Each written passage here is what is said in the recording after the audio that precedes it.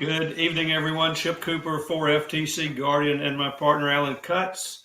Here we are at the end of the month of April, the last Hangout for April 2019, just after the Easter weekend. By the way, we had a little get together at our place right after, well, most of us went to the sunrise service on the north end of the island.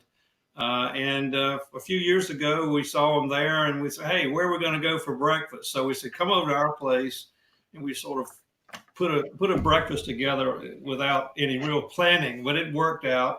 And so we started doing it every year. And so we have about 15, 16 people who aren't traveling and don't have family coming to see them, who would probably go to a restaurant or something to have an Easter Sunday dinner or lunch, who come to our place and have a brunch. So that's what we did. Alan, what did you do this weekend? We did a Friday service. I did a good Friday service. We're supposed to go into a party on Saturday. We got tired, didn't do it. We both were like, I don't feel like doing it. And then got up early Sunday morning, did early service Sunday morning, and that's it. I cooked my first lamb, a lamb of leg. So a leg of lamb, I guess it's called. So it was good. We had a really good Easter. It's quiet, but we had a lot of friends and stuff around, so it was good. And I leave on Saturday. I leave Saturday to head south. So that's what I'm looking forward to right now. That's right. And the first hangout of the month of May, I'll be in Myrtle Beach. He'll be on Myrtle on his little vacation thing. And every year we always seem to have that first weekend in May or the last weekend in April, whatever. Yeah. Well, I'm always there for like 2 weeks. So the thing is, I'm there for 2 weeks. So if I'm there for 2 weeks, we've got to get one of them, right? So and he's either in a hotel or a condo or something. And sometimes the lighting is really good, sometimes it isn't. But he'll be there. Yeah. And we'll go forward. So let me go ahead now and get on to the business at hand and share my screen, which you should be able to see right now. The title screen. Do you see it? Yes. 2 businesses win TCPA lawsuits, learn how. That's what we're talking about here. And of course, you see what you've always seen if you've been involved in our Hangouts for any period of time, the housekeeping announcement. It's for informational purposes only, not legal advice, and we're not affiliated with the FTC. And this symbol indicates that there's something wrong with some auto dial calls probably. And I think this zeroes in on the problem better than that little diagram. And it's sort of like spam, except it's now calls to your cell phone or text messages, and the calls are ads that you don't want to have to deal with, right? That's the problem. And this is sort of the target. And we're talking about the way this problem arose, but not the way it's typically created today. And I'll explain that in just a minute. But it used to be a call center with real people making real phone calls, trying to sell you stuff. And this is a diagram of how it worked. And the statute for ATDS, automatic telephone dialing systems, you can see here on the left side a call center. But today, there's still call centers, but there's a different way of doing it. But this diagram will show you the old-fashioned way, where in the middle here you have technology, obviously involving the cloud, where these auto dial calls are now sent to consumers on the right side of the screen. But what happens today in many cases is that even if you're a small business, which most of our members are, you don't really have the budget to cobble together this technology yourself, or maybe even to hire a call center with all of those people, right? What you can do is sign up as a subscriber to a platform that has all of this technology in the cloud, where you as a small business for a reasonable fee can upload some telephone numbers and make promotional calls or send promotional text to prospects. And that's the way that is happening today, and the way that you might get involved in this Telephone Consumer Protection Act, which we're going to talk about, and the 2 cases where a couple of businesses avoided liability with respect to lawsuits. So let's get into what are the basic points of TCPA. And you see here TCPA actually regulates and prohibits the use of auto dialers, which these online platforms certainly would be. We're prohibiting the use of auto dialers and pre-recorded messaging, including SMS, which is text messaging, right? When contacting wireless devices, those are obviously cell phones, basically, for purposes of marketing or advertising without the prior express written consent of the recipient. So in order to make these auto dial calls, pre-recorded text messages to wireless devices for marketing and advertising purposes, you've got to have prior express written consent. Now, if you look at what is required or how you might obtain prior express written consent, this is a template here that you might follow. We're not going to go through it in detail, but it is an opt-in form that does qualify, we believe, for TCPA. And you can see the bullets by clicking on I consent. I'm giving my consent for auto dialed and or pre-recorded calls, etc. Only from a certain telephone number. Number 2, I understand my consent doesn't obligate me to purchase anything. Number 3, I understand that I may revoke my consent at any time by, and there's a place to maybe a link to send to provide a revocation of consent. And then the last is I intend my consent to be construed under the e-sign Act. So you enter your telephone number if you're a person there, and then you click I consent. So there are various forms of these consent forms for auto dial calls, but I think this is a conservative one and the one that you might consider if you're looking to get prior express written consent. So how is TCPA enforced? The statute says that there are statutory damages for every non-compliant call or text of $1,500 per call or text. That's fairly serious, particularly if there are a lot of them.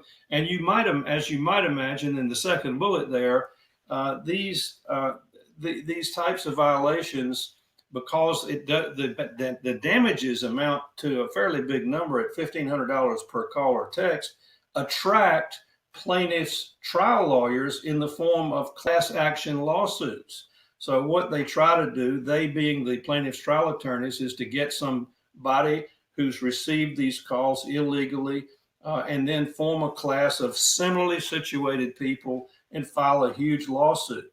That's how this system works. And the trial bar is very aggressive.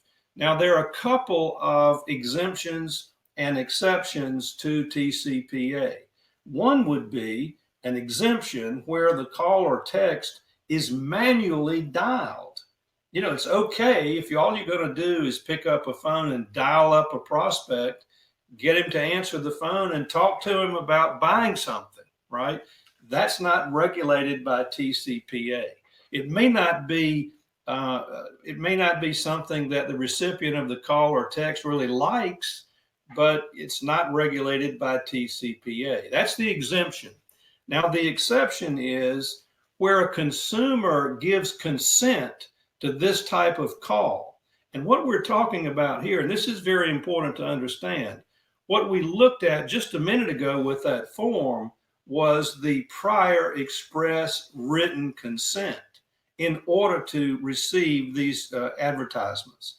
The consent we're talking about here in this exception is what we're talking about in this Hangout, and that is where you sign up for a gym, for example, and in the process of signing up, you give your cell phone number. Now, that is construed not as prior express written consent unless you go all in on the similar form to the one we just talked about. Simply providing your cell phone number indicates you're giving consent to receive calls or text related to a certain transaction, right? Simply by just giving the number. And that calls that are incident to the transaction itself might be for a commercial purpose, but they don't introduce an ad or constitute telemarketing, right? So if you just if your customer simply gives you their cell phone number, the question is, you have consent to contact them for the transaction that they've entered into, but not to receive other promotions, which would require prior express written consent. So now we get to the two key issues. What are we talking about here in terms of the limits of consent for the transaction? By simply giving a cell number, what are you actually consenting to, and what are you not consenting to? Well, you're not consenting to receive advertisements, but what type of follow-up calls might a business make and not cross the line into advertisements and be permitted as part of the transactions? And then you see that in yellow. When do follow-up calls or texts cross the line to become telemarketing or advertising? So we've got two cases here.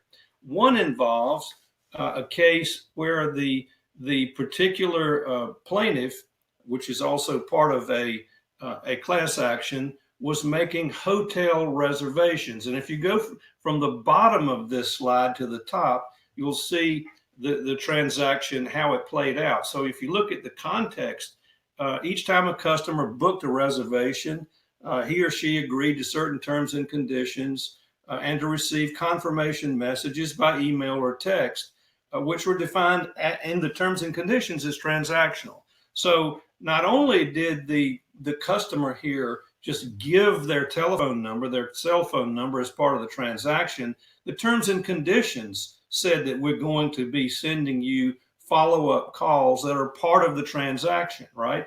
Now, if you look up at the second bullet up near the top, the actual text messages included 4 separate messages after booking the company's or the travel at the company's website. The plaintiff received messages such as, "Good news, your go-to booking number is confirmed. Manage your booking with our free app." So the big question is that an ad that requires prior express written consent, or is that merely a follow-up text or call related to the transaction? Well, in this particular case, as of course the title of this Hangout indicates, the caller, the calls and the texts were part of the transaction. And you can see here in the second paragraph, the texts were merely transactional because they serve 2 purposes. 1, to confirm the booking, and 2, to direct customers to the app where they could manage or modify prior to their stay. This is after they purchased a hotel reservation. So all this is incident to the transaction. It doesn't cross the line where you would be required to get prior express written consent. Just providing the phone number is sufficient. So this is a classic example of what is okay to do. And if you find yourself in this situation, be sure to stay within the transaction. All right, now this one is a gym and health spa service purchase. And you can see where this person here at the bottom under the heading context bought a 6-month contract to join this health spa, provided his cell phone number, what was the question was clearly not prior express written consent, but what about the follow-up calls? And you can see above in the bullet beside the text messages, "Dear member, we offer a variety of classes and small group training. Click here for class schedules. Dear member, become your best self with personal trainers. Ask for us on our for our PT program," et cetera, et cetera. And as you can see with this, this was not advertising or marketing, which required prior express written consent, but it was related to the gym health spa services that had already been purchased. And it simply, as you can see in yellow text there, encouraged this plaintiff to take advantage of the personal training services for which he had already paid. It did not cross the line into advertising something other than what was closely related to the transaction, which would have required prior express written consent. So here are the takeaways. TCPA requires prior express written consent for auto dial calls or text to cell phones when you are marketing or sending advertising messages. Transactional or informational texts are permitted. Transactional or information texts are dependent on the facts, and that's what we've just been talking about. And key fact number one, consumers gave their prior consent to receive text related to a transaction, and that consent was not prior express written, but just simply giving the phone number. And then key fact number two, the texts were incident to the transaction, not for new products or services. So those are the key takeaways that you need to be aware of. And the tags that I'm going to add to the replay video early tomorrow morning are ATDS, Automatic Telephone Dialing System, TCPA, Telephone Consumer Protection Act, Auto Dialer, and Call Center. So that is the end of my presentation. And I'm going to go from share my screen back to Alan and me live here, and we'll take questions. Alan is about to join us. I don't have access to the questions, so I'm going to sort of kill some time here while Alan signs in with some questions to answer. And while I'm doing that, I'm going to give you a little bit of information about what is happening in the world of TCPA right now.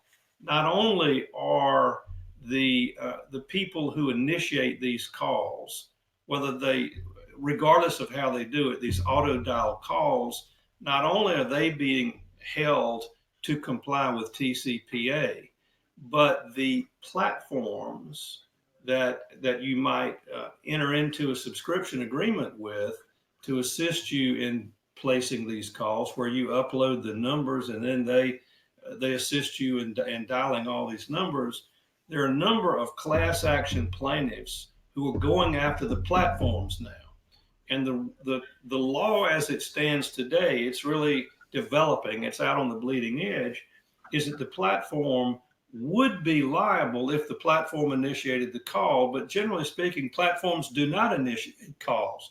The platform's customers hire the platform to provide the technology, but the customers are the marketers and they initiate the calls. However, the plaintiff's bar is saying, well, if this platform got involved a little bit in the control of how its customers and subscribers are placing these calls, then because they're in control, we argue, they should be liable as if they initiated the call, right? And so there's litigation going on all the time aimed not at the people who make the calls, the marketers, which would be you, but also the platforms. But don't rest easy, because there are plenty of consumers that are making claims against the initiators of the calls.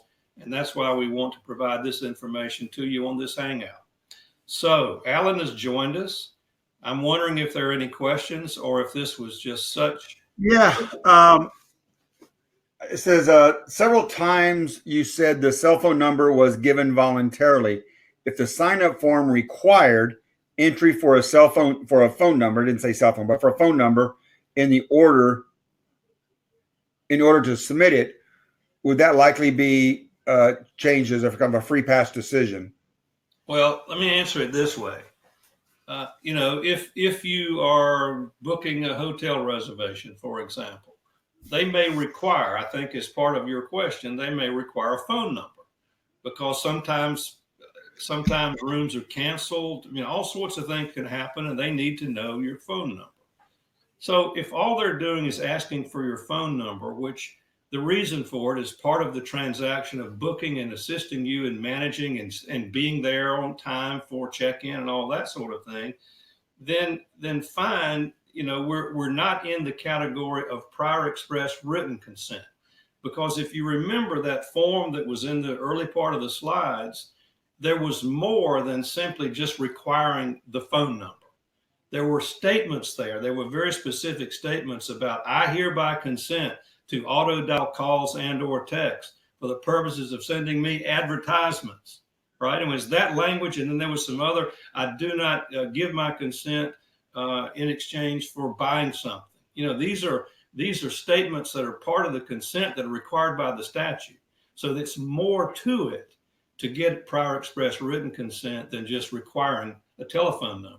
So if you just require the telephone number, or if it's you as the customer, then you are not supposed to get ads for things outside of the transaction you purchased, right? I mean, if you go to leave your car, I just did that today. I just replaced some tires on my car. I gave my phone number. They asked for it so they could call me and tell me when my car was ready to pick up, right? Well, what would have happened if between the time I left the car this morning and the time I picked it up this afternoon, I started getting robocalls about buy all these things that I'm not interested in? That would be illegal because I gave my phone number solely for the purpose of the transaction of buying and installing these new tires and telling me when to come pick up the car. Right now, if they had wanted to give me these ads, they would have had to given me a very elaborate form to sign, similar to what this form was in the transaction. Hopefully, that answers the question. Yeah, I have two questions. One, if somebody gets in trouble doing this, who's going to come after them? Is it the FTC? What regulatory body will they be getting a letter from, or whatever? Well, they get a letter from the people who feel that their rights were violated, right? Okay. And so there, I live in Florida, and I think that a couple of the local television stations would go out of business if plaintiffs' trial lawyers stopped advertising. I mean, every other advertisement on local TV station seems to be from some local or regional attorney, right? And some of them are interested. And every now and then I see one.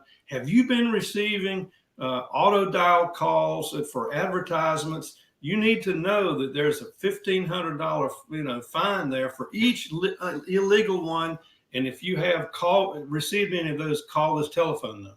So I've never called the number. And I receive a lot of those calls, by the way. But the bottom line is, so it's not the FTC that's probably going after somebody for these things. It's probably it's another party who's hired an attorney. Yeah. To come after you for it. Okay. Yeah. Then the other part, though, the follow up to that question is you and I were talking briefly about this before, because I know people specifically. I mean, we both know people who have systems that their specific duty is to drop voicemails in cell phone boxes.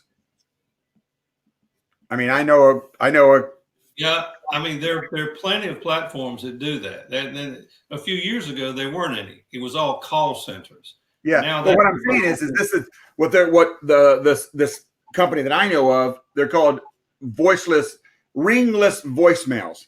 So I mean, the whole idea is that it puts a voicemail call in your thing. So again, it's not legal, right? Or unless they have express. I'm not really sure. There's a lot of controversy about that.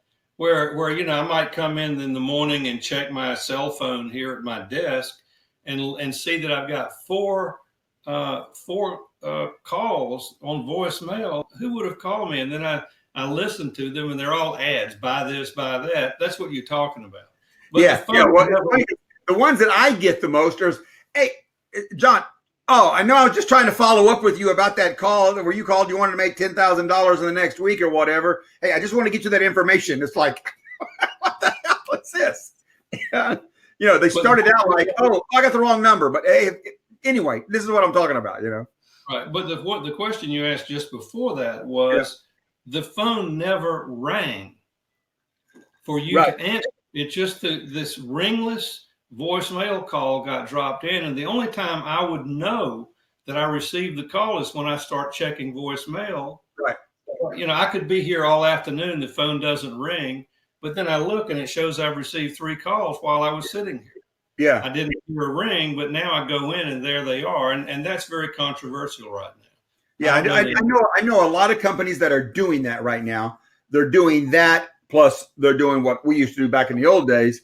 Is that just leaving voicemails after hours, right? I mean, you want to drop a voicemail in the box, and that's they're out there doing that. So I was just kind of curious where it kind of stood as being. What you're basically saying it's controversial. Yeah. Right now it's unsettled. It's unsettled, and that's why everybody's doing it. Yeah. As soon as we get more definitive results from litigation or statutory change, then we'll know. But right now we don't. Yeah. So the real thing to remember here is it's okay to take a phone number for somebody or a customer, and you're okay to go back and make auto dial calls to the cell phone as long as it stays within the transaction or something fairly close to it, right? But if you're really going to start, taking these calls and doing all sorts of ads about unrelated services or products, you've got to get that very elaborate prior express written consent, very similar to that form, way more than just collecting the phone number. That's really the big takeaway here. Yeah. Yeah. And Norm said something about his wife getting calls from Apple, and they called and they said it's a scam. All you can do is something Chip does, and I know I do, is when you get a number and you know that it's a bad number, you just tag it with a contact as a scam, or tag it with telemarketer. And AT&T has done a good job. They actually are now, when it comes through and it's like a telemarketing call, it says AT&T telemarketing, or AT&T thinks it alert telemarketing or something like that. Right. My carrier for my cell phone is T-Mobile. Yeah. And T-Mobile started about 9 months ago on my screen when a call would come in, that for whatever reason their algorithm thought that it was a spam call. Yeah. It would say scam likely. Oh, really? They never sent any information about the fact they were going to start doing this. Yeah. So, I saw scam like. I said, I don't know a guy named Scam like. Who is that? I mean, because, so I live in the South and people have nicknames, right? And then I realized it was something that T-Mobile was doing. Yeah. Now, AT&T has something similar when it comes across. It says AT&T alert, like possible telemarketing or something. So all we can do right now is, hang in there and see what happens case wise. So anyway, that's right. That's all I have. Questions or comments or arguments or whatever? Nope, nothing. We're good. All right. Very well indeed. So everybody have a very pleasant evening, and we'll see you the second week. And next time I will see you from Myrtle Beach the next time I see everybody. All right. Good night, everyone. Good night. Bye-bye.